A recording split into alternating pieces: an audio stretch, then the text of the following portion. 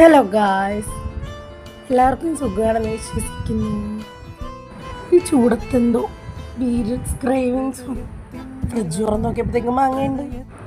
എന്നാൽ പിന്നെ എളുപ്പത്തിലൊരു സ്മൂത്തി തന്നെ നമുക്ക് അങ്ങോട്ട് ഉണ്ടാക്കിയേക്കാം. അപ്പം ഞാൻ മാങ്ങ എടുത്ത് വെച്ചിട്ടുണ്ട്. അപ്പം ഞാൻ മിക്സി എടുത്തിട്ടുണ്ട്. അതിലേക്ക് മാങ്ങ തൊലി കളഞ്ഞ് അരിഞ്ഞിട്ടിട്ടുണ്ട് കേട്ടോ. ഇനി അടുത്തതായിട്ട് നമുക്കത് നന്നായിട്ടൊന്ന് ക്രഷ് ചെയ്ത്. ഞാൻ കുക്ക് ചെയ്യുമ്പോഴേ എനിക്ക് പാട്ട് വെച്ച് ഡാൻസ് കളിച്ച് കുക്ക് ചെയ്യുന്നതൊക്കെ ഭയങ്കര ഇഷ്ടമാണ് കേട്ടോ. പാട്ടൊക്കെ കേട്ട് ഡാൻസ് കളിച്ചാണ് കുക്ക് ചെയ്യുന്നത്. കുറച്ച് പാലൊന്ന് ഒഴിച്ചു കൊടുക്കുക. കുറച്ചായിട്ട് ഒഴിച്ചാൽ മതി. ഓവർ തിക്കും ആകരുത്, ഓവർ ലൂസും ആകരുത്. കുറച്ചായിട്ട് ആവശ്യത്തിന് ഒഴിച്ച് നമ്മൾക്ക് ആവശ്യമായിട്ടുള്ളൊരു പാറ്റേൺ അങ്ങനെ കിട്ടിക്കഴിയുമ്പോൾ ആ മിക്സിയുടെ ജാറിലേക്ക് തന്നെ ഞാൻ കലക്കി വെച്ചിരിക്കുന്നത് ചിയാ സീഡ് വെള്ളം കളഞ്ഞ് ഡ്രൈ ആക്കിയിട്ട് ഇതിലേക്കിട്ട് നന്നായിട്ട് കലക്കിയിട്ട് പിന്നെ ഞാനതിൽ പഞ്ചസാര ചേർത്തിട്ടുണ്ടായിരുന്നു. നിങ്ങൾക്ക് പഞ്ചസാര വേണ്ടാന്നുണ്ടെന്നുണ്ടെങ്കിൽ ഒഴിവാക്കാം കേട്ടോ, കാരണം നമ്മുടെ മാങ്ങയ്ക്ക് അധികം മധുരമില്ല.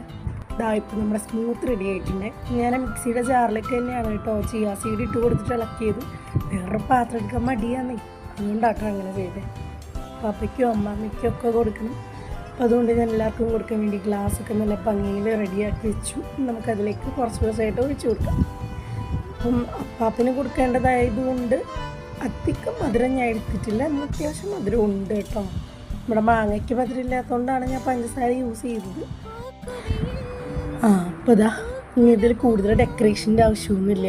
അടിപൊളി ടേസ്റ്റ് കേട്ടോ. എല്ലാവർക്കും ഭയങ്കര ഇഷ്ടമായി എന്ന് പറഞ്ഞു. അപ്പോൾ നിങ്ങളിതൊന്ന് ട്രൈ ചെയ്തു.